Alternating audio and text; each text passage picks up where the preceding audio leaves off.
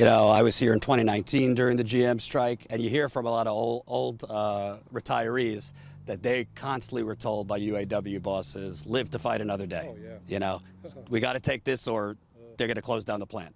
I noticed you said something at the big rally the other day. We have nothing to fear. The only limit we have is the limit we put on ourselves. We've got to stop it. No limits. That seems bigger than just this strike. That seems kind of, you're talking about the working class, which has been battered and bruised, that we need to stop just being complacent with crumbs. Can you kind of talk about what you mean by, you know, the only limit is what we put on ourselves? When I hear the phrase, live to fight another day, I want to literally beat the shit out of somebody. We had that embedded in our brains as workers coming through over the years. And it would drive me up a wall when I would hear a leader say, live to fight another day. Another day came and went over and over, and no one fought. And so this is our time. We call this our generation to fight.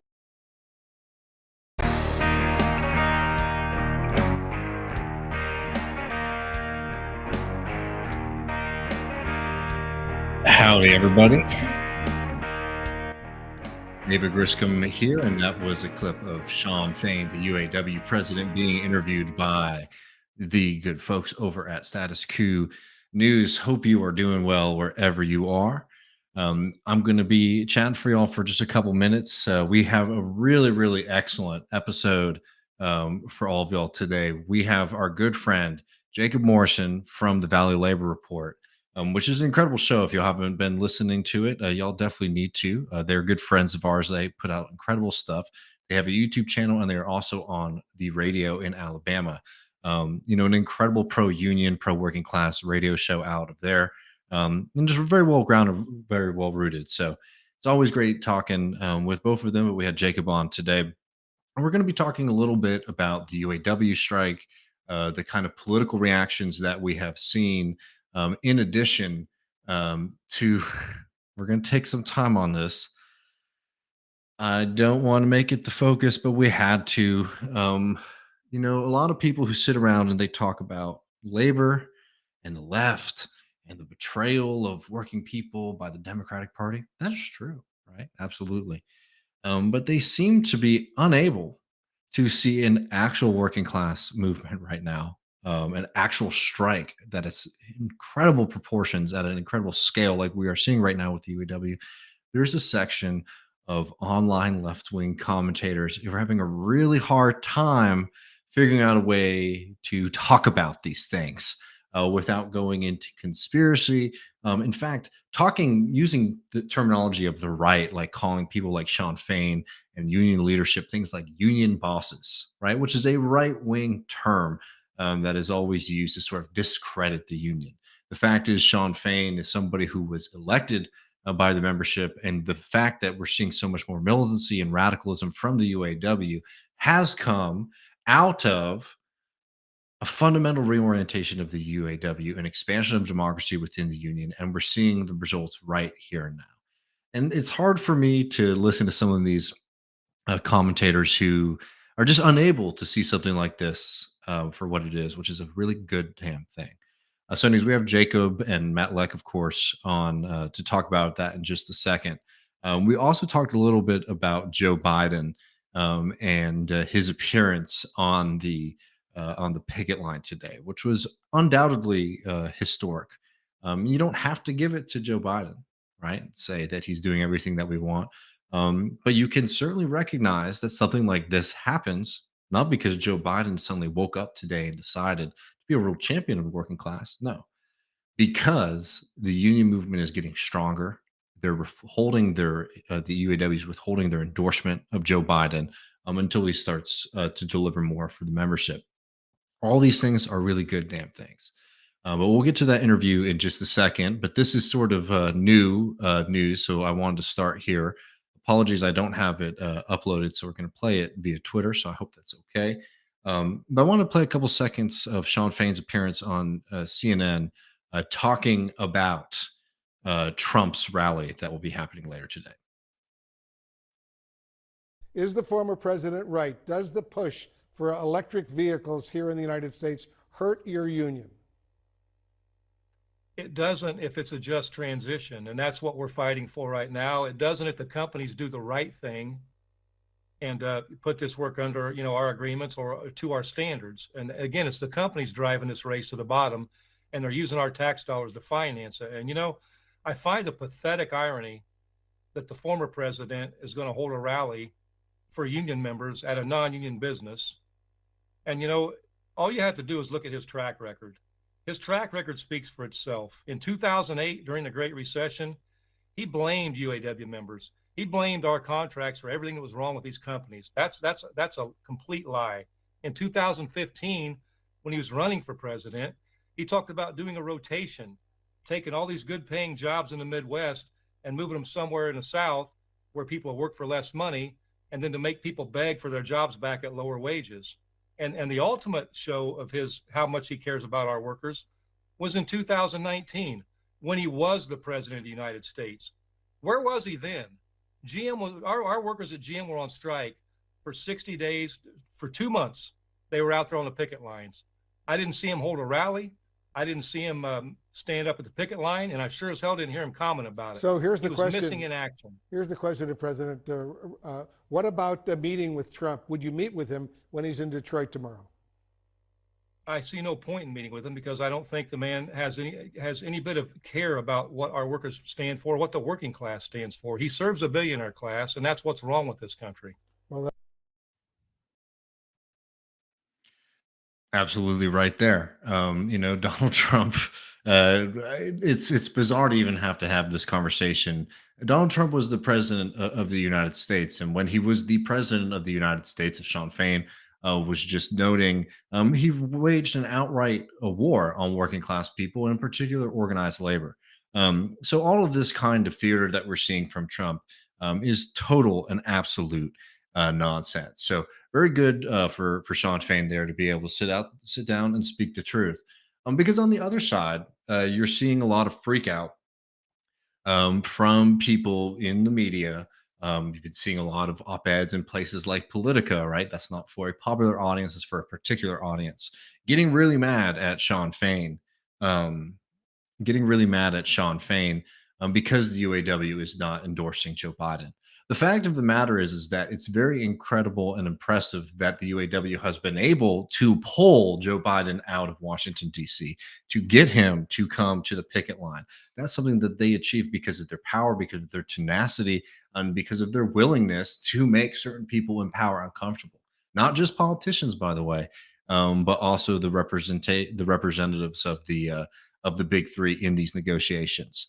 And I don't know, just a very clear message about where this union stands, what this movement is about. And it's fundamentally about one thing: it's about building working class power. And we've been very happy to see this message be brought home time and time again, that this is a fight not just for the UAW members, but this is a fight for the working class, right? Because when these unions were put on the back feet, right? A lot of these were political problems. A lot of these were economic conditions, but there were also failures within the American labor movement that allowed it to become weakened over time. What we're seeing right now is a revitalization of some of the more radical traditions within the American labor movement and an expansion of democracy within the American labor movement. It's things that are incredibly important and needed to have happened a long time ago. But damn, we're really happy that it's happening right now. And this is a moment of real clarity, I think, for people on the left, to really show what side they are on in this fight and in the general class struggle fight. Because people ask me, why I sometimes get hesitant about using the terms like leftist or things like that instead of I outwardly identify as pro working class politics and a socialist. And it comes down to this fundamentally: is that when you tell somebody that what you are for is for workers' democracy and for socialism, for working class power, things get really clear about where you stand on these kind of questions. Now, when somebody says that they're a leftist, you might have a general idea or constellation of where their loyalties lie. But as you might be seeing right now with a lot of people on the independent left media struggling to show up for probably one of the most historic mobilizations of working class people in our lifetime, I don't know. It becomes very clear to me that when somebody says that they're a leftist or something like that, that their definition of what that means is very, very different from mine. So this is going to be a moment of clarity, and I'm not trying to create flame wars or anything like that. But this is a real moment where people who have been participating in this independent media environment over the past few years, right? Who, yeah, they criticize corporate media and all that kind of stuff, know all those kind of things. See a fight like what we are seeing right now with the UAW against some of the most entrenched forces in American capitalism, and they're unable to show solidarity and support for those things, or they need to tell and they justify it by telling conspiracy stories about how the UAW has been infiltrated. That is just flat out wrong and is incredibly insulting to the over 140,000 members of the UAW who, look, I'm a big Shan Fain fan, right? If you've been watching this program, you know I am. But I think it's really important to remember, and this is something that a lot of people struggle with, not just when it comes to unions, but in politics in general, is that people make up movements, not just leaders. And Shan Fain there's a lot to respect there, and this isn't a dig against him. I'm sure he would agree with me in saying this. Shan Fain is able to say the things that he's able to say, is able to do the things that he's able to do, able to see the UAW take this more militant stance, able to see the UAW take on this fight because of the radical commitment of the membership of the UAW and by extension, the working class as a whole. These things do not fall down from up on high. They do not come down from the moon. They come because everyday people got together and are working to fight for a better world. Now, that path will not always be perfect, and mistakes will certainly happen. There will be places for criticism. I'm not against that. But when you hear people who have a really difficult time being able to show solidarity, being able to ground their criticisms in material reality, being able to see what's going on around them, and instead go back to a kind of typical playbook. I call it copy and paste criticism. And you see that a lot, unfortunately, in independent media. So anyways, we're going to talk more in depth and more structurally about the UAW. It's not going to be a long gripe session about these folks. That will be towards the end. But I do think it's really important, particularly for people who are in this space. And thanks so much, Matt, for popping in there. Second David over here. But this is a moment where, look, I'm not trying to create flame wars, but I will just say this. A lot of people have made personal brands about themselves for being freedom fighters and truth tellers and all this kind of stuff. And they've done that primarily under one subject: who you vote for in a presidential election or who you don't vote for, right? Very reasonable thing to spend time talking about, very reasonable thing to get into. But certain people are unable to look at anything else, and you see them really struggle. And to me, to be able to talk about things outside of that world. And to me, that becomes really, really telling as to where your politics lie. Because they might say that those politics aren't elite politics, but if the only way that you can sort of engage with a moment like this is to try to attach it to horse race politics or to this party or that party, to me, it shows that there's a fundamental lacking in your analysis. And look, we will see where people line up over the next few weeks, but we've seen the first couple of weeks of this strike that there have been places that have been very good in covering the strike and supporting the strike. And there have been places that have been silent and can't engage with it. I'm sure a lot of those people are going to be talking about it now that Joe Biden went there, right? They're going to have a lot of opinions about that, but they didn't have a lot of opinions last week or the week before. So a long introduction. This is going to be a really exciting interview. It's always great having Jacob from the Valley Labor Report on. I've went on for a little bit, Matt. Thank you for getting all that work done behind the scenes. I don't know if there's any kind of intro or anything you want to say before we dive into it.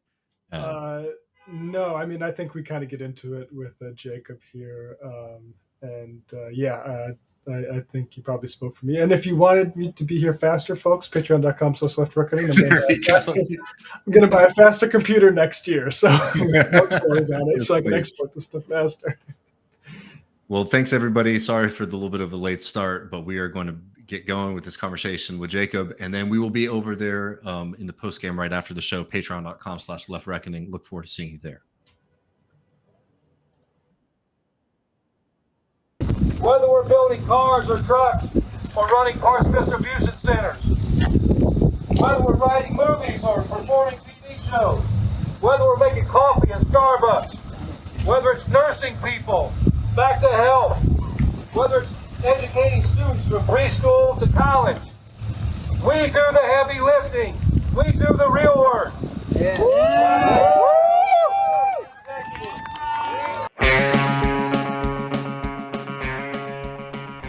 Welcome back, everybody. David here, joined as always by my good friend and co-host Matt Leck. How you doing, brother? I'm doing very well, David.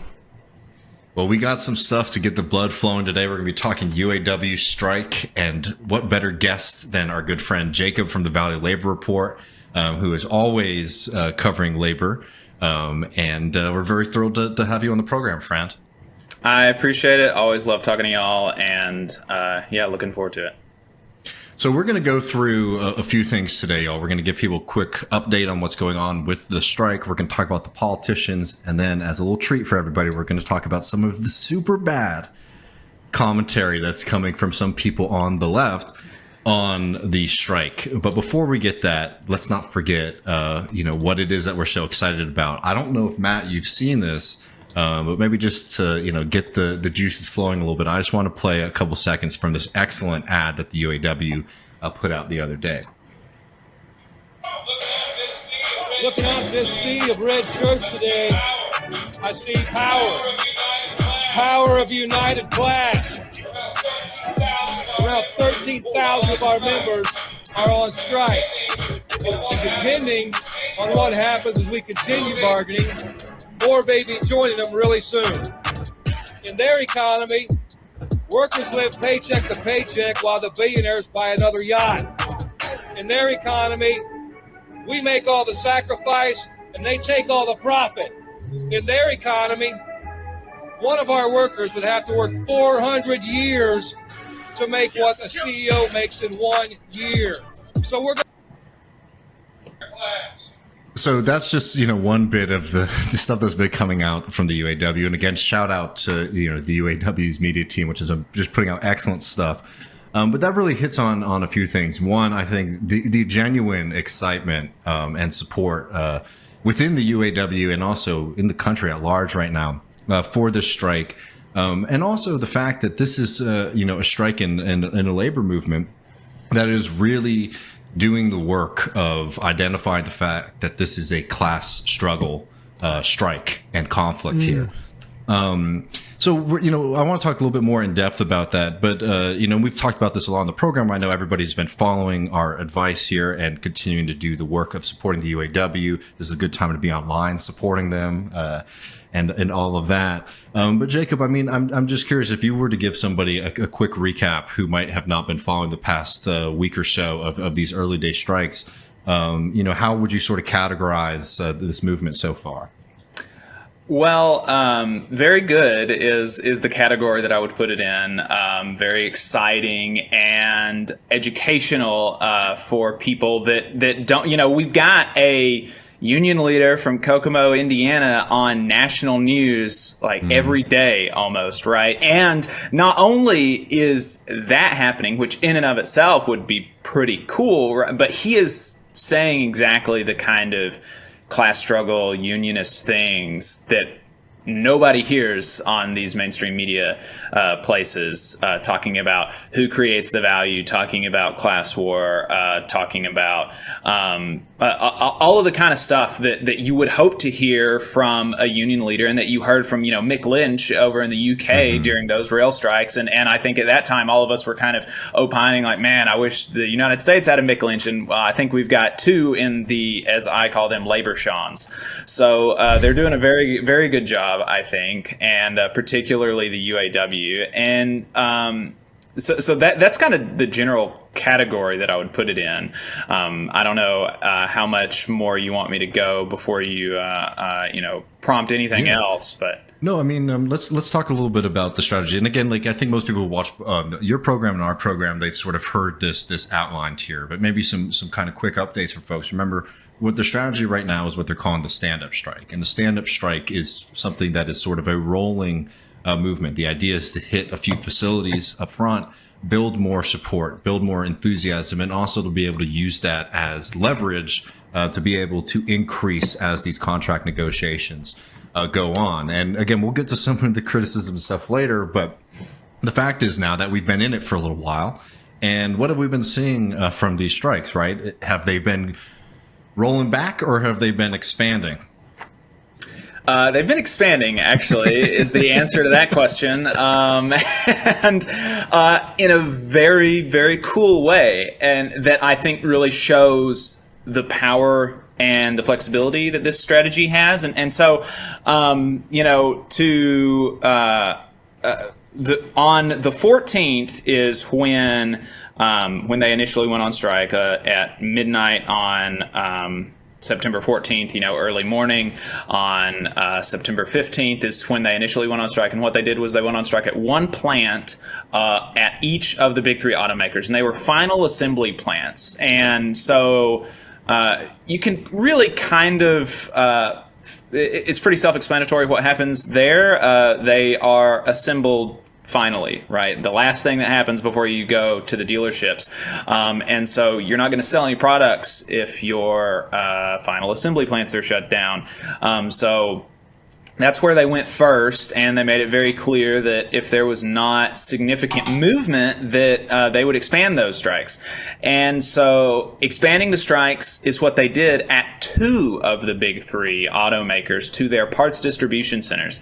And so the expansion is pointed in a couple of ways. One, just the fact that it happened because it was a punishment for not moving on really key issues. And then the people that they chose to strike, the parts distribution centers, are places where they have kind of the highest rate of profit, like 30 to 40% of the revenue that comes in there is profit, as opposed to other places where it's smaller. And also, those are the people that are really kind of getting the short end of the stick at these big three automakers, the parts distribution centers. They're on a second pay scale at the CCA, customer care centers at GM. They're making like $20 an hour, and totally different. They don't have the same healthcare or retirement plans as the assembly workers, and so having those people go on strike actually pointed out kind of the absurdity of having those people on a second or third tier of wages and benefits. Like, look, if you think these people aren't worth what our other members are, well, let's see you go without them. And that was, I think that was a benefit and a good kind of message value. But they didn't expand at Ford, and that was because Ford made genuinely huge movement at the bargaining table. There's still a long way to go, and Shan Fain was clear that he is not taking off more strike expansions at Ford off the table. And so, what he did, what the workers did at GM and Stellantis is kind of serves also as a message to Ford, like, this is what's waiting for you if you don't meet us the rest of the way, but we are going to reward you, this week for coming along. And the power that the union has to be able, like, we're going to reward you, we're going to punish you, you're not going to know where it's going to come from, like, that's really cool. And that kind of power is something that, people on Wall Street or executive types don't think that workers can and certainly should hold. But the progress that was made at the bargaining table at Ford, like I said, is very big. Their parts distribution centers have been brought up to the same tier as assembly workers. So this proposal says, okay, look, you'll get the same wages and benefits and retirement package as the as assembly workers, which is huge. They had a similar kind of differential there from like 20-something to 30-something an hour at the assembly plants, 20-something at the parts distribution centers. They reinstated COLA, which is something that Shan Fain... Could you remind people what that is? Yeah, cost of living adjustment. And that is something that Shan Fain has made pains to express to people that nobody thought that was going to be on the table anymore. At the beginning of this thing, they didn't think that you'd get a deficient COLA, much less the COLA formula that was given up in 2009. That's the formula that they got back. And so what COLA does is that basically you've got your general wage increases that are going to happen every year. So, however much of the raise is on the table, 20% or whatever. On top of that, you have inflation every year, right? And so the cost of living adjustment increases your wages to help you account for inflation. And so that is a really, really big deal to have that, to have the risk of inflation shared by the worker and the company, because companies want all of that risk on us. People don't talk about it that way, but that's what happens when we don't have COLA in our contracts, is that we are bearing the risk of inflation. And we can see that extremely well with the last contract from 2019, where they had a 6% increase, a 6% raise since 2019 to the top wage rate, and 20% inflation. That's a 15% pay cut since 2019. And that only happened because all of the risk for inflation was placed on the workers because they didn't have COLA. Well, now they have COLA at Ford. And so that's that's just a huge, huge deal. Yeah, and we'll see, what happens with potential expansions, as, we did see Ford lay a threat of canceling a plant construction for EV batteries, if I recall correctly. But no, I mean 100%. The ability to be able to do divide and conquer a little bit too. One, it helps from a PR narrative standpoint, because instead of look at these workers making these unrealistic demands, and one folds, then that narrative is what's going on with these other ones. So yeah, the strategy from that perspective just seems very smart. And I wanted to add a couple other things. I mean, there really was a lot of movement at Ford, and there were a couple of things that I forgot that I think are even potentially more important. The right to strike over plant closures. Ford is willing to give that up. And, for people that don't bargain union contracts, or they're not familiar with the bargaining of union contracts, the right to strike is the very first thing that the boss tries to take away from you. And so Ford being willing to give the UAW to say, yes, you can have it in our contract that you have the right to strike over plant closures. That is huge. They also had income security for up to 2 years with health care in the event of an indefinite layoff, and that applies to all employees with 90 days of service, including temps. That's huge. Profit sharing, 13.3% increase in profit sharing with this new formula, and immediate conversion of all temporary employees with at least 90 days of employment upon ratification. So, I mean, really a lot of movement from Ford that we're not seeing at the other companies, right? On the parts distribution centers, GM matched Ford, but Stellantis did not. And GM was originally saying, on top of, these people are a second tier, we're not even offering them any raises. For 4 years, 0 raises is what we're offering our parts distribution workers. That's what GM's original offer was. And now they've eliminated that wage tier at GM. COLA, GM, and Stellantis both offering deficient COLA formulas. Again, remember, COLA wasn't on the table, supposedly, and now it's on the table. Ford gave them the 2009 formula. GM and Stellantis are giving them deficient formulas, but COLA's on the table there. Job security, GM, Stellantis rejected all of their proposals. Same with profit sharing, and same with temps. But with profit sharing, GM and Stellantis came to the table with concessions. They were asking for a 20% cut in profit sharing, and so now they're just saying, okay, we're fine with the status quo, which is not acceptable, but that's even movement from GM and Stellantis. The question of, is the stand-up strike strategy working, I think it's preliminary, but it's looking like it's been pretty effective. And so, later when we start to respond a little bit more in depth to some of the criticism, I think we'll talk about these tactics more in depth. But, just 2 quick things. I think everybody's probably very familiar with some of these stories about the chaos that this has been creating for the companies, right? The ability to be able to use kind of clandestine tactics to say, hey, we're going to shut down, whispers that we're going to shut down this plant, and actually, we're going to shut down another one, which means that the company is having to move things around, causing them to lose tremendous amounts of money. All the while, one, you're protecting the strike fund, which allows the company, the UAW to continue the strike as long as they need to. And let's also remember that while you are hitting the profits of these companies, right? So let's imagine in these stories, we don't have to imagine, in these stories of these facilities, right, where they moved out they moved out things and they shipped them to other facilities with the expectation that this facility was going to shut down and this other one was going to stay open, and then it turns out the opposite is true. Well, those facilities now are making less profit for the companies, and all the while, what do those companies have to do? They have to pay wages out to those workers, right? So it allows you to really hit the bosses and these companies in their pocketbooks.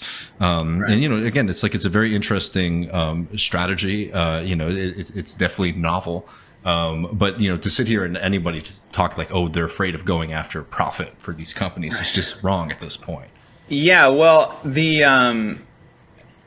and I think that, Sam had a really good point about the psychological impact of this strategy and the confusion that it has caused on the executives. When he talked about the idea in the media that people want workers to believe is that, we're just automatons and we can't think for ourselves, and we certainly couldn't run businesses, and we've got no idea the intricacies of how these businesses work. And, the confusion really kind of put to bed that lie, right? The union knows obviously how the production is run, but also how the company will respond in the event that they are threatened with a strike at this plant, right? And and they leaked that information, and so that it's I think that psychological impact is worth at least noting. I don't know. Obviously, I think the material impacts are going to be what really moves the thing. But I think it's always good when we can make fools out of people, out of these people, executives. And like on the emotional side too, it's like a clarifying emotion, right? Because the management and the managers at the plant are getting scared because they're seeing stories about what's going on in other plants, while the workers are like, oh, hell yeah, these dudes over here, these folks over here are doing something exciting. And, they're just like, when you get that kind of news, right, you can see who likes these things and who doesn't, right? And that's a clarifying moment, to borrow the old union phrase, what side are you on, right? And Labor Notes has been reporting about, and I think that actually this is educational for the people that are still going into work.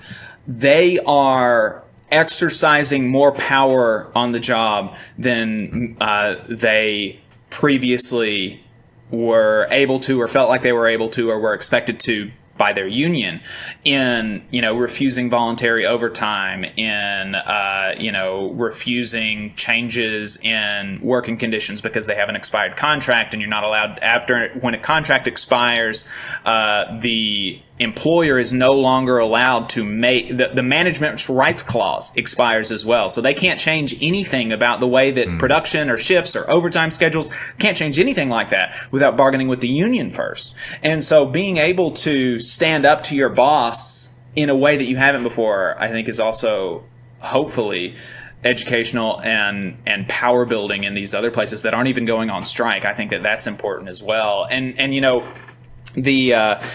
the stand-up strike they've been calling a lot to the sit-down strikes. It's kind of an answer, is how Shan Fain worded it, to the sit-down strikes in the 1930s. And in some ways, I had not even necessarily been aware of how parallel it was, actually, because the sit-down strike began at one strategic plant, actually. Wait, it wasn't a full walkout of all the UAW? Yeah, funny enough. Actually, it was one GM. I was thinking PMCs back then. Right, the PMCs at the head of the Auto Workers Union in the 1930s were really kind of leading them astray. But yeah, it began at one strategic plant. The rest of the GM plants kept working, and the person that helped me see this is Patrick Shepard. He's a DSA organizer, and I hadn't even been aware of that history, right? So the rest of the GM plants, they kept working, and then it spread to a second after weeks, right? It wasn't even like, oh, the sit-down strike happens, and then the next day, everybody else, the whole thing shut down. It only got to the second factory after a few weeks, and then that's when a settlement was reached, right? So it's actually incredibly similar, and there are even more parallels than maybe you would even think to the sit-down strikes of the 1930s. Well, and like I think that's an absolutely critical point, because sometimes these things get said or presented in a way that is not very reflective of the historical reality or the current reality. But I know we got. I have some points to make about that, but let's maybe we got save a lot that for when we get to some of the get to because we're going to respond to those criticisms more in depth later. Before we get there, though, I mean, we got to talk about the political angle, because the fact is that there's an aspect to this strike that is inherently political, because parts of these fights are about things regarding like federal government policy. So we've seen something pretty historic today, which is that Joe Biden went and walked the picket line at a UAW strike. I don't know if we have any video of that, but I'm curious. I mean, I'll just say up front. I mean, like, I think the way to think about this is somebody who's like a big critic of Biden is to recognize this as like a true expression of political power for the UAW, which, by the way, as I'm sure most people know, has not endorsed Joe Biden in the upcoming presidential election. So you're not endorsing this guy, and you're sort of pulling him out from the White House to walk the picket line. To me, I see that as a huge victory for the labor movement in the UAW. But I'm curious, your initial reactions, Jacob. I agree completely. I think that it's huge, and I think that I'm in agreement about the tactic of not endorsing at this point, because strategically, right? I think that there's plenty of reason, even if you're a Biden supporter and you want them to ultimately endorse Biden. I mean, I think that even it would make sense to me that the Biden camp would want them to hold off on the endorsement, even though that's not what they're asking for, and that's not what they push the rest of the unions to do. And it doesn't make sense to me, because it seems like if you do the endorsement later, then you get that news about unions supporting you when it's relevant, right? It's nobody's they're still allergic to that. Like, they almost like, and what they should almost like you said, like. And we have a clip too. I mean, let me just play this clip of Biden fist bumping while we talk about this. But like, they should be. Like you said, Jacob, I 100% agree that like you should want the stinking news cycle, right? Like, why get it all in the can? No one's impressed that everyone lines up anymore. Like, nobody. Right. But here's Biden, just to get this image here, of course. Fist bumping, and we carry his whole speech. Maybe I should mute. Let's not try that in a small town. But yeah, I kind of. But yeah, I mean, I agree with you guys entirely. Like, this isn't about Biden, and I think I think one thing that's interesting is like this isn't at a high point of union power, right? This is, right. But this is like Fain making this an issue by not doing the endorsement. Yeah, absolutely, and I think that kind of shows the value of kind of holding your endorsement for the union. I talked earlier about the value for Biden, right? I think that there's value for Biden in UAW not endorsing right now, but more importantly than that, I think, because that's like not my chief concern, is that it's been helpful for the UAW, and it's given them leverage to pull him, like you said, to pull him to the picket line, which is something that there's some folks that are like, oh, it's super cringe to say that this is a big deal, but it's never happened before in American history, as far as labor historians can recall at this point. Obviously, it's not the same as the UAW getting a great contract, but it's that's a big deal, right? I think that is definitely a big deal. And I think that when you're talking about, oh, this is the first time in American history that this has happened and it's not important, you're getting like too clever and kind of going over your skis a little bit. Matt, you're quiet. Matt, you're muted. Yeah, sorry about that. And the not endorsing allowed this to happen, right? Because Josh Hawley, who cannot say the word union to save his life, nonetheless has been doing this cosplay about how I'm actually like the working people's champ. There's a realignment going on. And he went out to the picket line, and he doesn't mention the word unions, but he still like has to post pictures of UAW flying their flag. And again, like, this is sort of thing, like, this is all David versus Goliath stuff, like taking down these automakers. And so that's why, like, I find it so hard to like hold off criticizing the people who are planting their flag on this is a bad strategy now, Right. and setting this, basically planting seeds to say I told you so.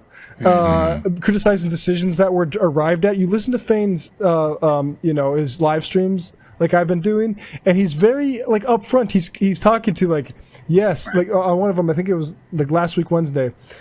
Part of me wants to do the full strike right away too, but this is the strategy we've arrived at with all of our different, like this is arrived at through a labor union process, and to be jumping out ahead of it, and I'm kind of maybe jumping a little bit ahead in our program here, but like it's really gross to me. Yeah, I agree, and just to I really couldn't agree more. I think that there's, we'll probably get to this later, but there's some revolutionary fetishism I think that's going on. But to pull it back to Biden, on top of the political leverage and the value for the UAW and even for Biden, there are they're not just doing this for the politics, because there's real issues with what Biden has been doing in the auto industry, and that are important to understand as to why the UAW is not endorsing him. Giving billions of dollars to non-union car manufacturers that are not only non-union, which that for me is bad enough, but their standards for wages, benefits, and even perhaps most importantly, working conditions are miles below UAW plants. Luis Feliz Leon has a huge report in these times about a battery factory that is non-union, and the conditions there, and how bad it is, how really bad it is. And we've got billions of dollars going to this stuff, public money. And we should not be doing that. We should be tying huge strings to this kind of stuff. The Prospect had another report about how this is kind of, both in and outside of the auto industry, but Georgia is the #1 receiver of clean energy jobs from the Inflation Reduction Act, and the #1 receiver of money from the Inflation Reduction Act, and not a penny is going to a union contractor for the construction of these plants, or union battery makers or car manufacturers or anything like this. It's all going to non-union, freaks, right? And it's being used to, depress wages and oppress workers in Georgia, and not good. And Biden's got to be held to account for that. Yeah, and I think let's get to some of these other politicians, Matt. But I will just say, on that, the thing is that this is something we should absolutely be celebrating, because it's indicative of the strength of the UAW and the labor movement right now, as it's growing, as it's getting more powerful, that Joe Biden has to drag himself out to a picket line.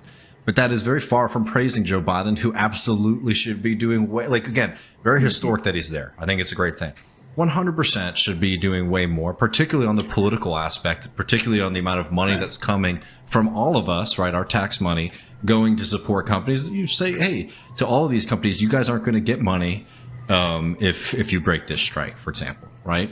Come out and be strong. If you want to be Union Joe, that's the kind of stuff that you need to be doing. So this isn't getting soft on Biden. It's recognizing a victory for the labor movement. But politicians all across the spectrum have been sort of forced to comment on this, as Matt was saying with Hallie. And what the right is trying to do is they're trying to make it about the transition to EVs and renewables. Very cynical. And again, that's an opportunity that you get when Democrats and the federal government sort of fail to make sure that these things work. I'm just going to read really fast and then throw to you, Matt. From friend of the program, Matt Huber, who was interviewed in The Hill on a piece on this called "Auto Workers Strike Brings EV Issues to the Fore." And I think that Matt Huber puts this very succinctly, what this fight is about. The UAW strike action is ultimately trying to realize one of the Biden administration's core policy goals and political selling points. You can have good family-sustaining union jobs alongside climate action. The problem is the automakers see EV production as a way to trim labor costs and to shift production to non-union plants. The UAW's ultimate proposal is that if it takes less labor to produce EVs, why not shorten working hours and maintain pay with the cost of living? Right. This would certainly lend credence to the Biden administration's claim that climate action can improve working and middle class lives, right? Absolutely should be the argument coming from the Biden administration and the action coming from them. And this is the opportunity for Hawley to say, oh, actually, it's the electric vehicles that are creating this problem instead of the companies that are creating this problem. Exactly. And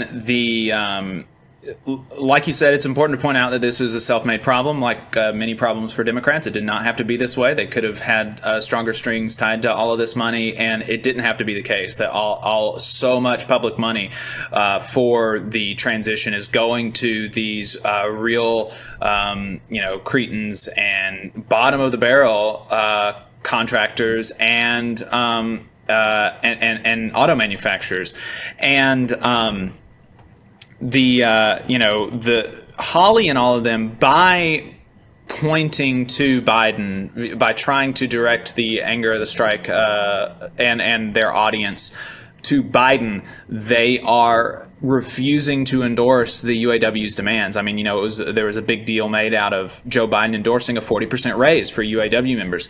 No Republican is doing that. No Republican, in fact, or few Republicans are even endorsing kind of a general, like, yeah, they deserve higher pay and better benefits and better hours and better working conditions. It's all like, I support them in their strike against Biden's, EV plan or whatever. And that's just like, that's not what's happening. They're supporting a strike that doesn't exist, as Adam Johnson wrote for The Real News. There's a line that I'm seeing going around. It looks like the earliest I've seen on Twitter that I can find in searches, Kareem El Rifai, saying Biden is the best president of my lifetime, and then in parentheses derogatory, which kind of sums it up because there's this quote from former Obama guy here, Brett Ratner. Or Steven Ratner. Brett Ratner is the Hollywood guy, I think. It says, for him to be going on a picket line is outrageous, Steven Ratner, who headed former President Obama's auto industry task force, said in an interview. There's no precedent for it. The tradition of the president is to stay neutral in these things. I get the politics.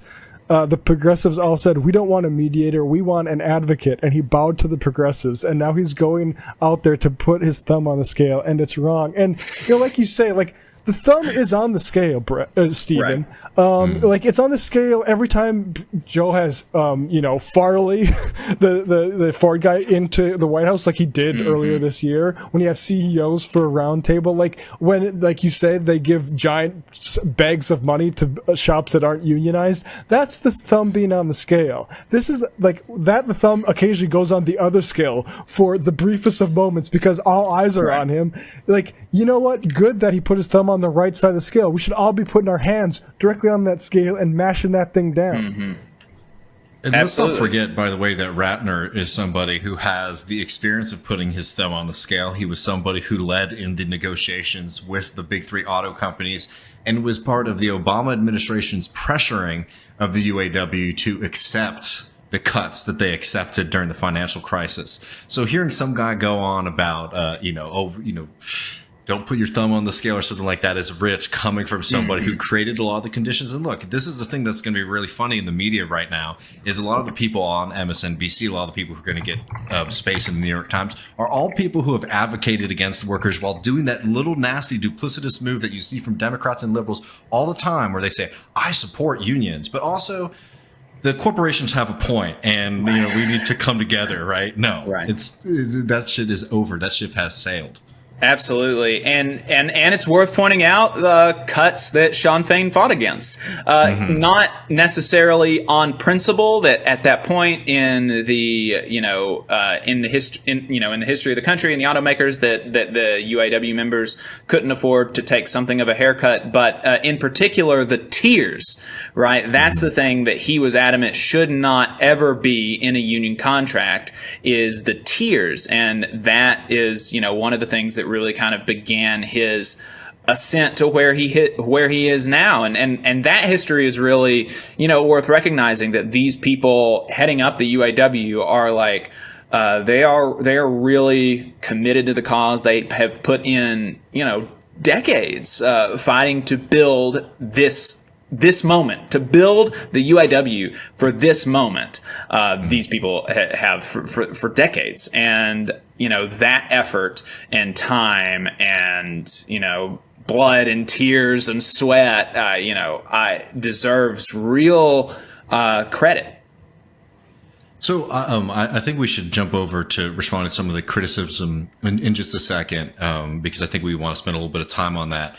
So just like really fast, I mean, it's been interesting to see how the right and the Republicans have to deal with this. You have people like Hallie saying this kind of nonsense, 1 foot in, 1 foot out, similar kind of things from Vance. You also have the South Carolina delegation that's running for president, Nikki Haley and Tim Scott, basically attacking the unions. I believe the UAW filed unfair labor practice. Yeah, because actually it's illegal for private sector employers to fire their employees if they go on strike. Now that is really something of a legal fiction, because under McKay you can permanently replace your employees if they go on strike, which is materially exactly the same as being fired, but you can't say that you are firing your employees if they go on strike, and you can't threaten to do that, and you can't do that, and so the unfair labor practice charge that the UAW filed against them was based on the fact that his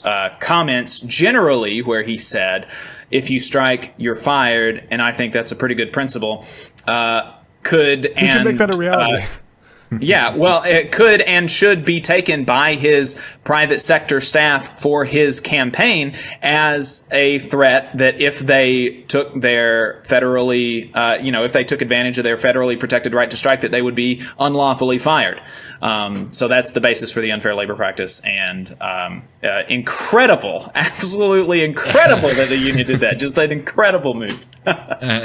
So super happy to see that. It is interesting to see what sections of the Republican Party are trying to clot what types of groups. But before we get to the YouTube things, I know, just wanted to shout out one Rashida Tlaib, who has just been a force from the get-go on this. Cornel West obviously has been out there, walking the picket line and speaking very, very well. And obviously, none other than Bernie Sanders has been there from the very get-go, continuing to show up.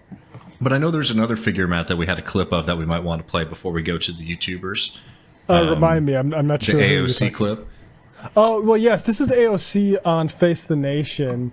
And, this is kind of goes back to what we were talking about earlier with the endorsement strategy, but it's interesting the way the media comes in on this. And there's a little bit of like, is the UAW being a little bit ungrateful? Here we go here.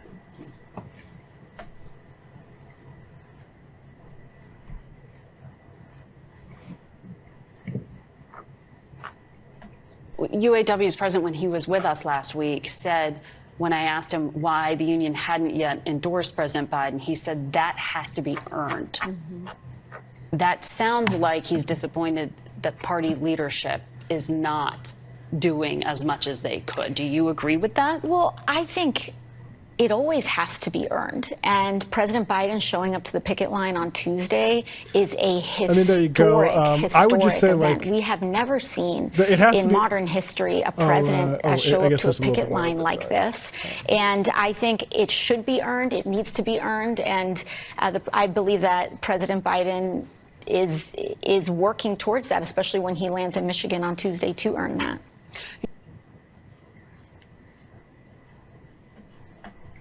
Right. I mean, basically obvious. I would say like the squad should follow in the lead a little bit more on this front. Mm-hmm.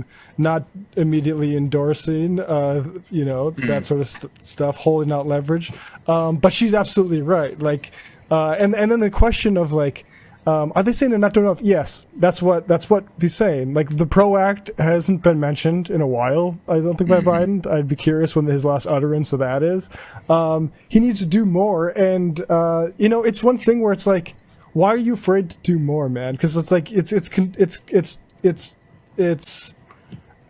good for you, and it's because of these people like Ratner, and this is still a powerful force in the Democratic Party. Yeah, well, no, totally. And like, in the same way, the Democratic Party is still run for the most part behind the scenes by folks who are anti-labor, in my opinion. And it's been good to see some of the openings that we've seen. But remember, all this stuff comes from the labor movement itself. And that's where I want to maybe start transitioning over and respond to some of the criticism. And I'll just say a couple things up top, if that's all right. One, I think it's really important in a moment like this for the left, particularly for socialists, to be able to do a couple things at once. To one, always recognize the fact that all of these victories that you might be seeing from politicians are coming because of the labor movement, right? I have seen people on our side make arguments, for example, that's like, wanting to sort of relitigate 2016, 2020 presidential debates, saying like, oh, all this stuff is happening because of Joe Biden and the NLRB. That is wrong. Right? There are conditions that are better for workers and there are conditions that are worse for other workers. And it's good to advocate for policies and laws and all that kind of stuff that are better for unionization. I'm not saying that that's wrong, but it becomes a conservative argument when you say this stuff is emanating from Washington, when this stuff is emanating from politicians, instead of this is coming from everyday workers democratizing their unions, being willing to fight. That's a really important point to make. Two, when we're responding to this criticism, and if you all have any preamble, let me know too, but I think responding to this criticism, it is absolutely all right if you are a member of the left, of the labor movement, of the socialist movement, to be able to look at labor tactics, labor strategy, and the labor movement with a critical lens to say, we want this to be successful, we want working power to increase. There are good ways to fight, and there are ways that are worse, and there are ways that are terrible. Right. So, this is being upset at people for criticism is not, oh, my Lord, somebody's criticizing the labor movement. I'm able to do that. We do that on this program. People in the labor movement do that. People at Labor Notes do that. People at Jacobin do that. Right. But it has to be something that is sort of rooted in material reality. So one, so that like you don't go far off into the wilderness with your criticism, but two, so that it ends up being helpful and also reflecting the actual conditions that are going on, because we absolutely do need a more militant labor movement.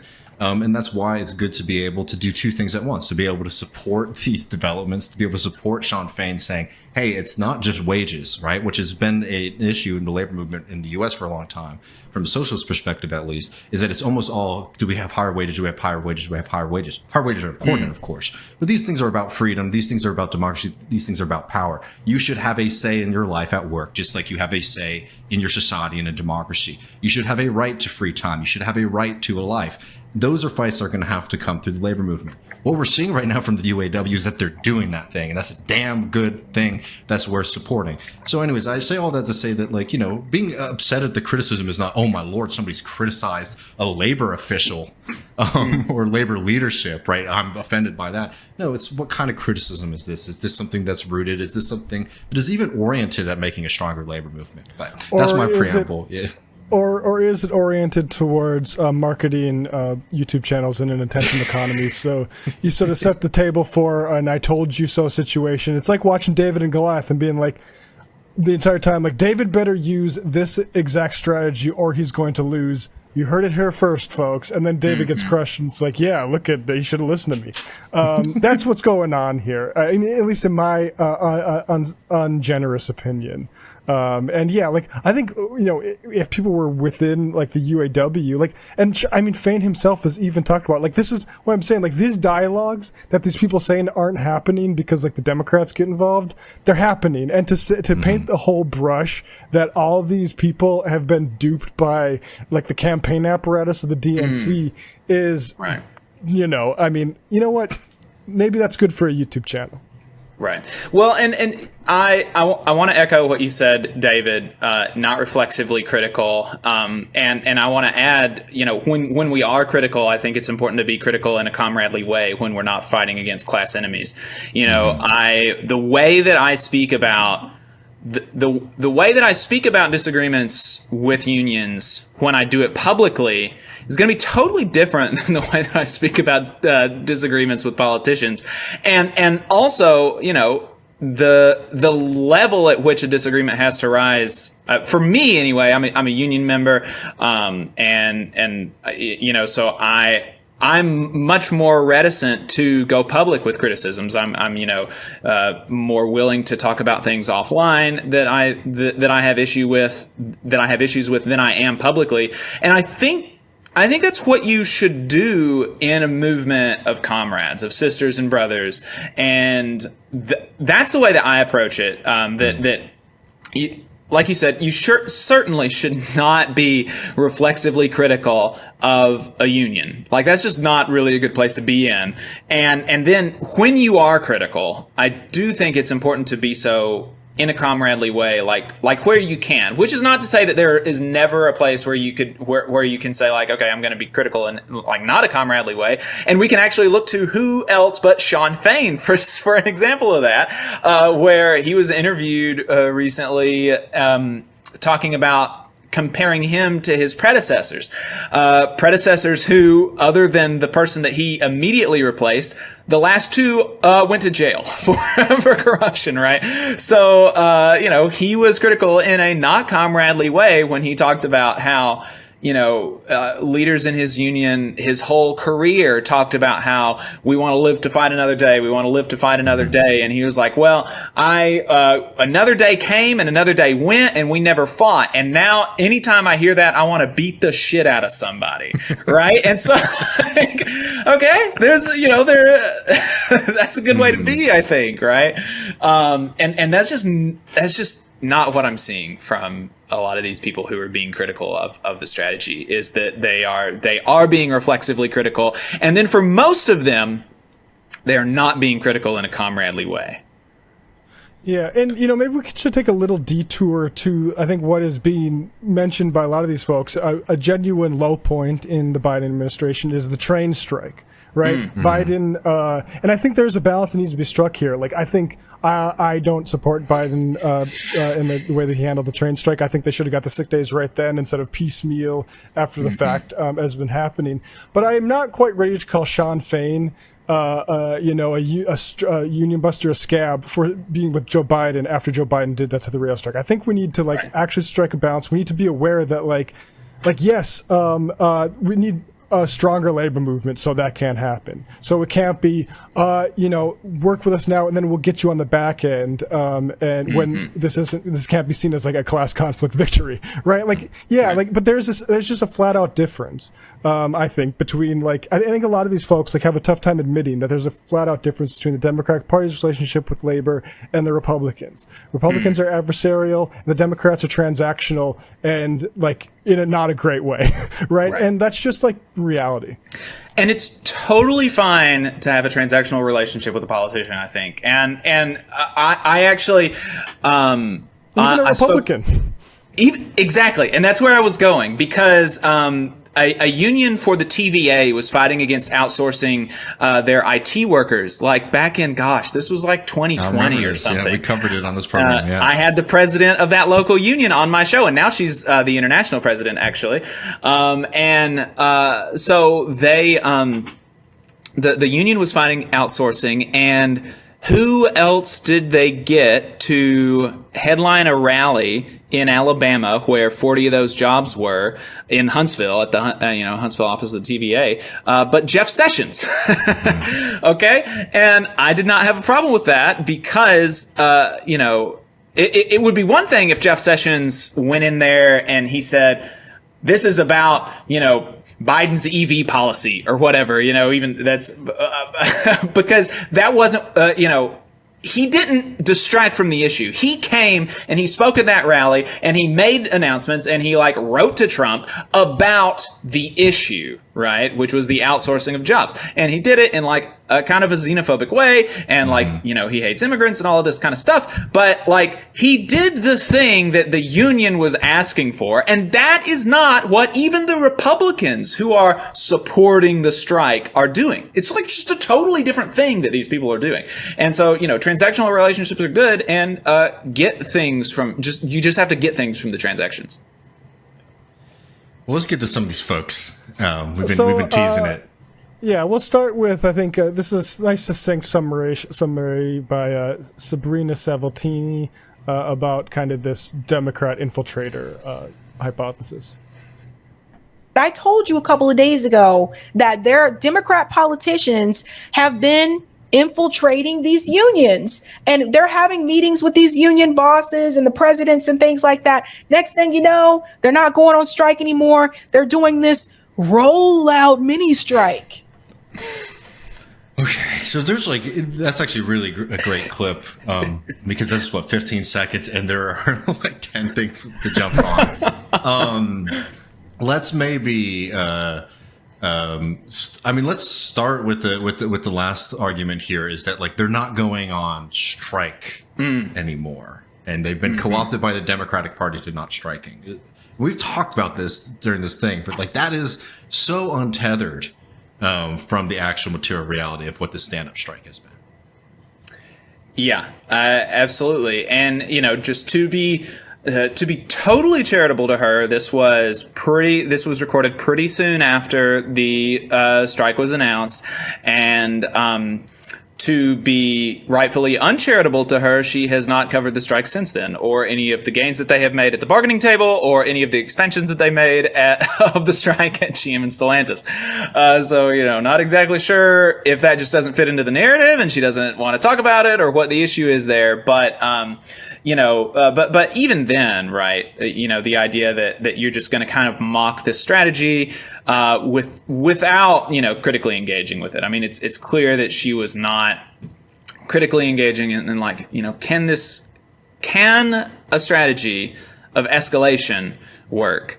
And that is really the question here. We talked about this on our program last weekend, but like, escalation is just so fundamental to organizing, to union organizing, to community organizing, to any kind of organizing that you're going to do.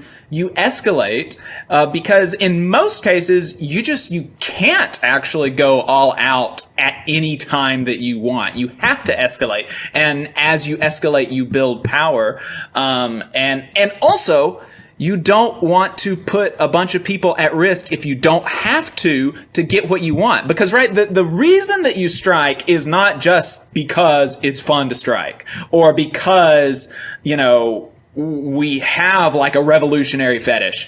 It is to get things from the company. And so if you can get things from the company without without encouraging your members to go on strike, or without your members having to go on strike, like that's the win-win there, right? And I think as a class struggle unionist, I recognize the value, the educational value of striking for the people that are on strike and for the people who watch it play out in the media. I think it is transformational, but you have to respect and honor people's lives and their livelihoods, and striking is not a thing that you can just tell people to do because that's what you want them to do, because that would help your like YouTube show. And that's what's frustrating to me about this, because it seems clear that that's like the only way that they're engaging with this struggle is like, how does it benefit, you know, my YouTube program? Well, I mean, you know, there's a few things here, and I don't want to front load it because I know we have more clips and things to get to, but I will say that like there's a substitution that is sort of common in a lot of these criticisms, where one position, one tactic is sort of put up as the radical one, and the other one is like the less radical one. And like when you got to think about this, like going on strike, what the UAW is doing, by the way, I just like when you just have to completely reject the narrative that they're not on strike, this is bizarre. It's like having an argument, maybe to use like a revolutionary analogy, of like certain kinds of military tactics, right? Like a war of positions, right? Where you entrench a military force in a certain area, or you participate in guerrilla warfare, right? For example, two different types.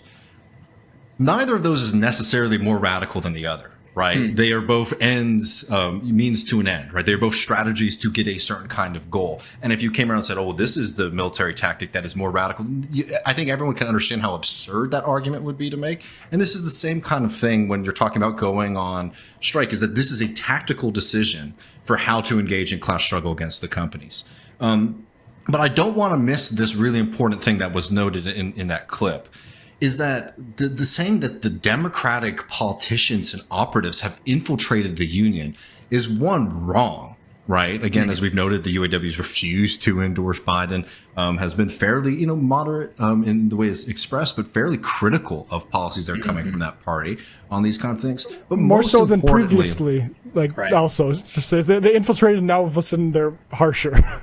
But most importantly, what that does is it completely denies the activity and the actions of the union members who are doing this, right? And we've been on the other side, we've been saying to everybody, it's like, we love Shan Fain on this program. I think he's great. I think he's an incredible communicator. And I think that he has been an incredible force for making that union more democratic and more radical, militant, etc. But this is not coming because of Shan Fain fell from the moon. This is coming from a democratic, organized movement within the UAW to fight for these kind of things. So when you push this kind of conspiratorial stuff, right, almost copy and pasted, right, because this is very similar to things that are said about other things too, by the way, by a lot of these folks. Cornel West is a Democrat because he mentions racism. Sorry. Go ahead. You are denying, and I don't know if they've said that, just to be fair, but, you were denying like the agency and the activity and the working class movement that is delivering these things right now. And I find that to be very regrettable, to be polite about it. Totally. And the organization was there before Shan Fain got there, because he couldn't have, you can't just come up into a disorganized group of 140,000 people and, have people go on strike, without some sort of organization being there. And the organization was even there under the previous leadership, right? I don't know how many of these people walked the GM picket lines in 2019, but I did. And I spoke to a lot of those people who were on strike in the Deep South. In Tennessee is where I walked the picket line with these people, and they went on strike, and they had very, very, very few scabs. And when I talked to them on the picket line, I was like, "Why are y'all striking? What's kind of the deal here?"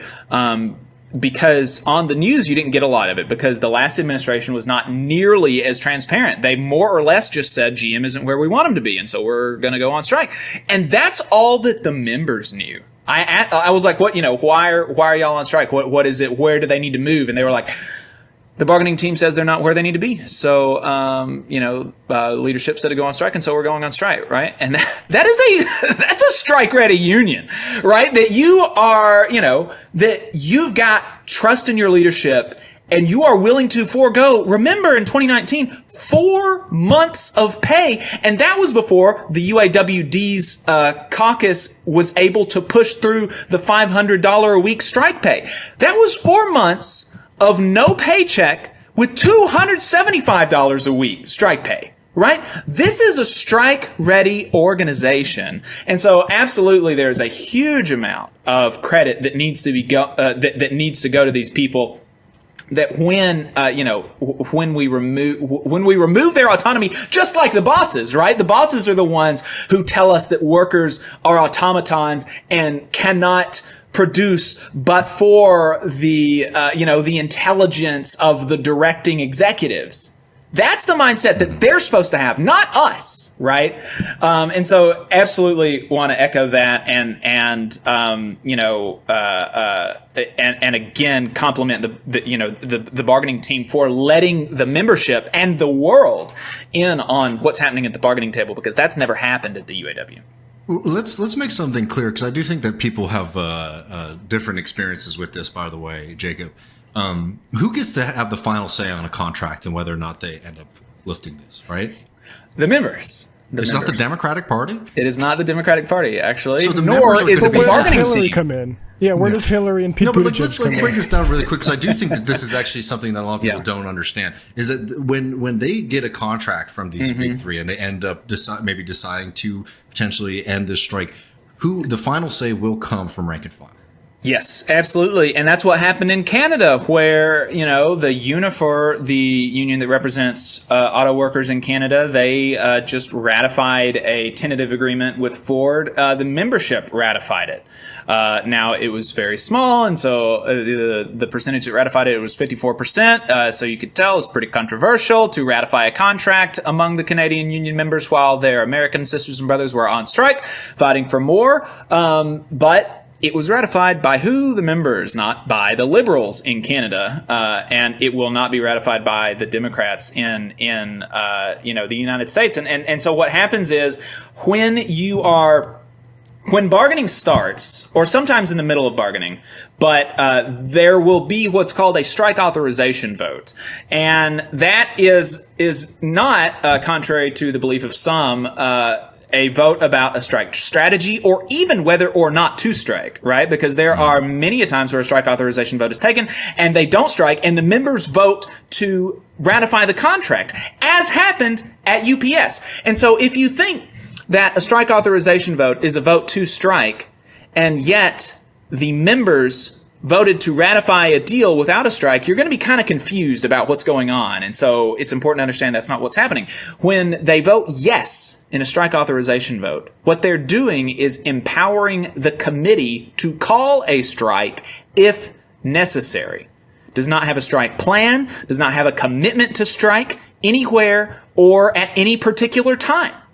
It is empowering the committee to call a strike kind of when and where they feel like they need to as bargaining dictates. And then if the committee doesn't feel like there needs to be a strike and they have a tentative agreement, they kick it to the membership and the membership votes on it.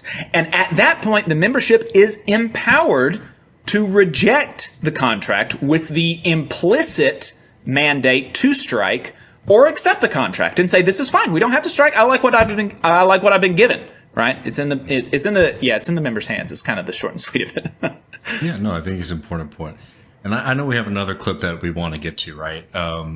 So let's jump over to that. But I will just say also, and people, if they want more on this, and I'm sure you do, the good folks at the Valley Labor Report also have covered this pretty in depth. Also, some of the other things that have come out from the RBN, including interviewing somebody who's sort of associated with the World Socialist website, who have regularly sort of shown up and caused a bit of trouble. Hey, just because you're afraid to criticize the labor aristocracy, a term, I'm very proud that I know, just because you're a Democrat. But we got a clip, from previous guest of this program, Shama Sawant, now doing media, I believe. Here is her, and this is sort of, I guess, a more maybe upscale version of the critique that kind of... As the Associated Press reported, Merrick Masters, a business professor at Wayne State University in Detroit, said, quote, "The union didn't go after the company's big cash cows, which are full-size pickup trucks and big SUVs, and went more for plants that make vehicles with lower profit margins," end quote. So it appears that these are not strategic locations at all. And Masters goes on to speculate about the logic of the union leadership, saying, quote, "They want to give the companies some space without putting them up against the wall. They are not putting them right into the corner. You put an animal in the corner and it's dangerous," end quote. But this is absolutely not how you win a strike, by letting the company off easy. This was not the strategy of the 1930s auto workers who backed the auto industry bosses against the wall in every way.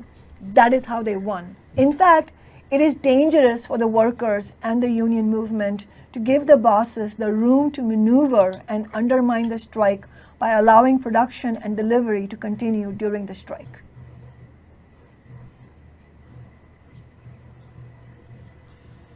Okay, so I want to get y'all's responses to this, but I will just say, this side of the criticism I think will be more comradely, because I think unlike other figures that, Shama is someone who is a genuine socialist, genuinely wants to see victory for working people. And if you watch the full extent of the clip, it's not a bunch of conspiracy theories about the UAW being overtaken by the Democratic Party. In fact, it's a lot of praise for a lot of the things that have come into into the public light via the UAW's media appearances and arguments and things like that. So more comradely, but still, this is a bad argument, and I think we can get into some of the reasons why here. I think maybe to start, I know you mentioned it earlier, Jacob, but could you remind people about the parallels between stand-up strike tactic and the sit-down strike, which if you watch the full video is something that they're sort of praising, saying, hey, this is how you do it, and what they're doing right now is not how you do it. Right. Yeah. And I didn't even know this. I just knew that the UAW was calling back to the sit down strike as something that they wanted to remind people of, and as something that they kind of see themselves in the lineage of and the tradition of in this stand up strike. But I really didn't know just a whole lot about the sit down strike. And, you know, to be honest, it's not like I haven't read like books on it or anything. Right. But I have, found out since, in response to this criticism, actually, that the sit-down strike was not a strike against the entire production of one of the big three automakers. It was, in fact, started at one facility, believe it or not, and then went to a second plant like a couple of weeks later, and then maybe went. I can't remember if they said that if what I read said that they went to another plant after that, but then they were able to get a deal. And so, it is actually it's totally in line with what they did in the sit-down strike with starting at one plant and then escalating. It's like almost exactly literally what happened in the sit-down strike, except they're not sitting down and the shop floors, they're standing up at the gates outside, walking a picket line. And so that kind of historical analysis was surprising to me, coming from Kshama Sawant, because I do have more respect for her than I do these other folks. And like you said, David, I do think that this criticism was more comradely, and in the context of the rest of the video, there was a lot of history and context given, that if you watch this video, you are not going to come away. If you watch that entire video, you're not going to come away hating Shan Fain, right? But I sorry, not to cut you off, but I do just want to note that at the same time, this was clipped and put out on the internet solo. So it, there is, right. I think it's very fair to make the larger point, but also this was set out standalone, right? As its own product. Yep. Yes. Yeah. That is true. That's absolutely true. And so yeah, it just seems, ahistorical, not true. And again, sorry, can I just jump into it's both ahistorical and also the metaphor isn't terribly convincing to me. It'd be one thing if the history was wrong, but the strategy seems sound. But the metaphor of getting an animal cornered, it's what if that's your only? If you're putting all of your eggs in one basket, and then what happens if the animal is able to turn? Right. That metaphor, that's just not persuasive to me. But again, I only saw that clip. Yeah, it's not persuasive that actually you should put the animal in the corner in all cases at the very beginning, right? I think that's a very good point. If you put all of your eggs in one basket, what happens? Because the person quoted in the AP, there's some value to that, and it did not seem to me that she engaged with that. If you put an animal into a corner, it can do some crazy things, and what happens if Ford and GM and what if they do some crazy things? What's going to happen then? If you're already, you've done everything that you can do basically once you're on strike, and there's not really a whole lot of escalation to do after that, right. and so so it's worth thinking about kind of the other side of what happens if you carry out that strategy. See, again, this is the reason that this criticism sort of frustrates me a lot, right? Is because, as you were noting, this entire strike, this entire strategy from the UAW is built on the concept of escalation and being able to say, hey, if you aren't negotiating, we're going to increase the pressure on you.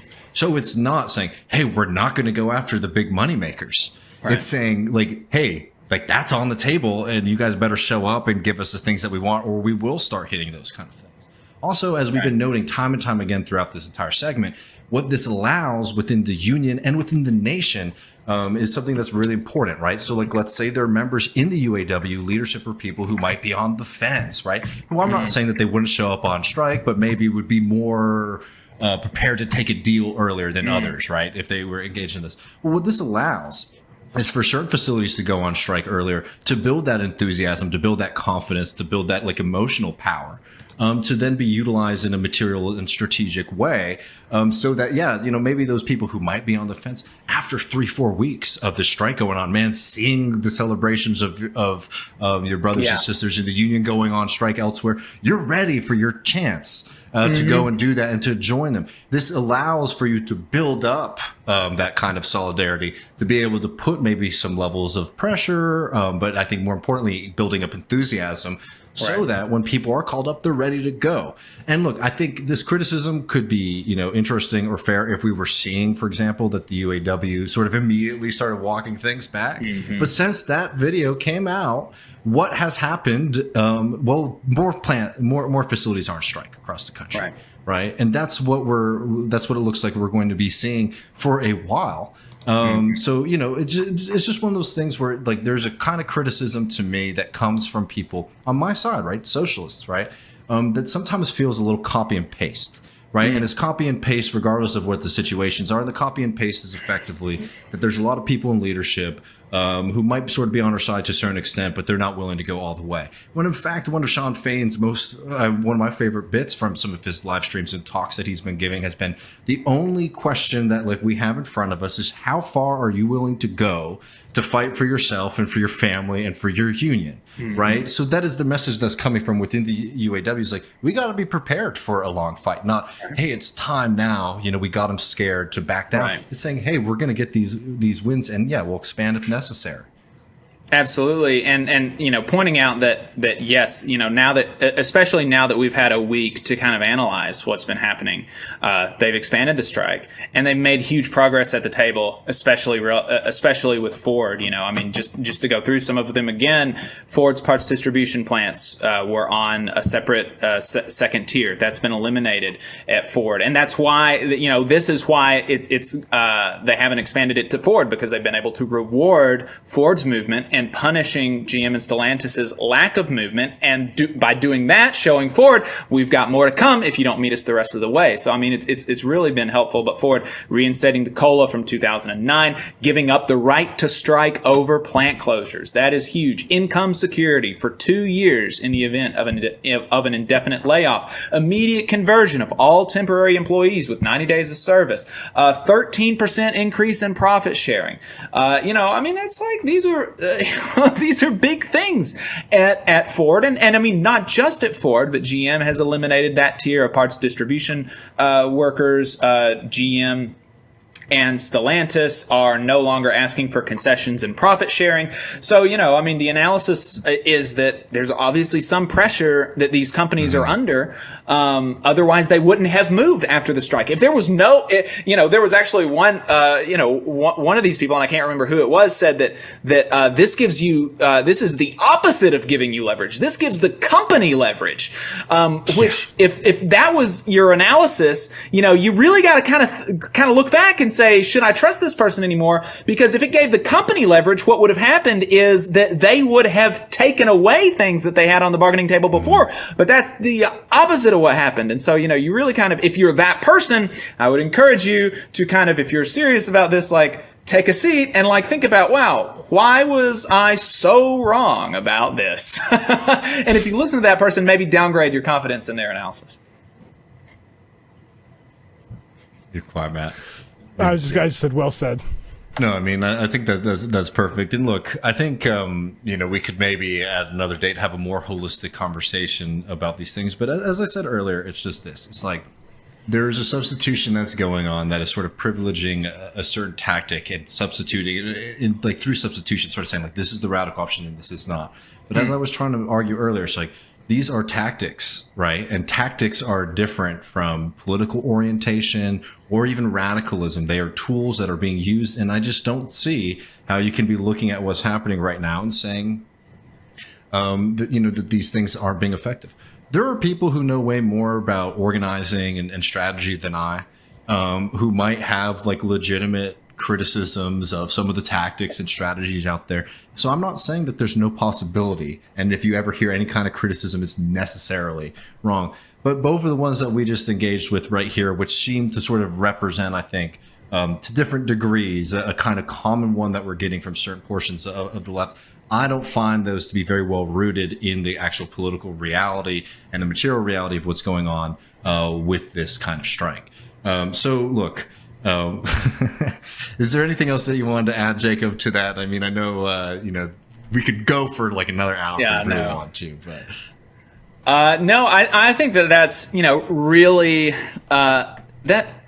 that's really, I think, all that I wanted to say, and I've been really chomping at the bit to talk about this stuff for a while now, because I can't stand it when people are wrong on the internet, and especially when it's in this area. Like, it just gets it gets stuck in my craw, and I can't stand it.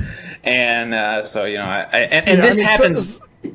Some of these people, and I'm not including Shama here, but some of these people just stick to whatever bullshit you're talking about 90% of the other time and leave the unions out of it. Like, honestly. Yeah, right. Yeah, if you don't want me rating your chat or your emails, then just stop talking about this, and you'll get at least this union boss out of your inbox. This union boss who is a bargaining unit employee and spends all of his union time on his own time. But that's what some people say. But yeah, their labor coverage. These people, the Revolutionary Blackout, not necessarily Kashama, but Revolutionary Blackout, those due dissidence folks, it's just always been universally terrible. I actually heard on Revolutionary Blackout that like the PRO Act was bad and it was going to make it harder to do unions, and which is just kind of, so removed from what's actually going on that it's crazy that you could actually say that and believe it. But that's what they say. They say that they believe this stuff. So good luck with Jimmy Dore, guys. Yeah. I'm sure he's been covering this very frequently and very responsibly.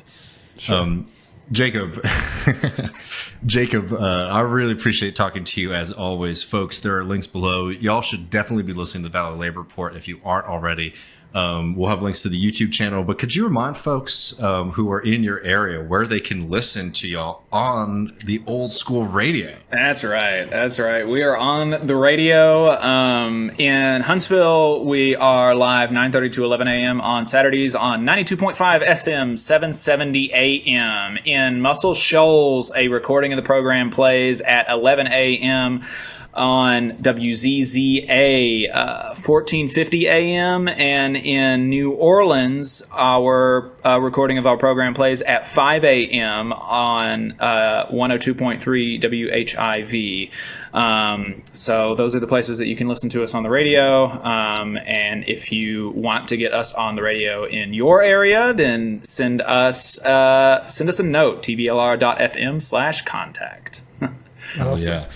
Well, thank you so much, friend. Everybody, Matt and I are going to go over to the post-game, patreon.com/leftreckoning to get access. We got some good stuff from behind the vault for y'all. Communism is here, and it's arriving through publicly owned grocery stores. And it's announced by Tim Pool. So patreon.com/leftreckoning.